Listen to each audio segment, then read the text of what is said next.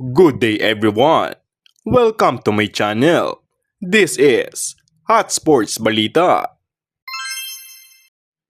Para sa balitang sports, Russell Westbrook traded na sa Denver Nuggets.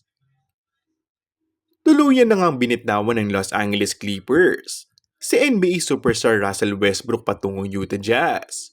At ito ay kinumpirma ni Bill Rater ng CBS Sports.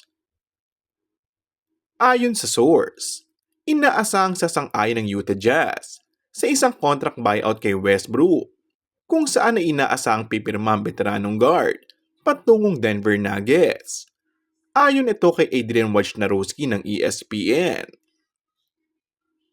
Ito ay isang pinalawak na kasunduan na iniulat noong July 1 ng Bleacher Report na si Chris Hines, kung saan ang former Utah Jazz guard na si Chris Dunn ay nag-agree sa isang deal ng Clippers.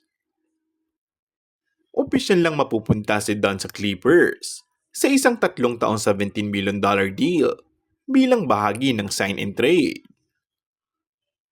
Kalakip ng nasabing trade ng Clippers ay ang second round pick swap at cash jazz, ayon kay Hines. Naisipan naman ni Westbrook ang mag-opt out sa huling taon ng kanyang deal na nagkakahalaga ng mahigit sa $4 milyong, kung saan ay nagkaroon ng kasunduan si Westbrook at ang Jazz ng buyout option upang pumirma sa nais nitong kupunan ng Denver Nuggets na noon pa may napabalitang may mutual interest sa isa't isa.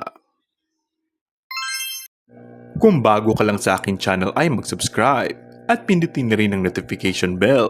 Maraming salamat!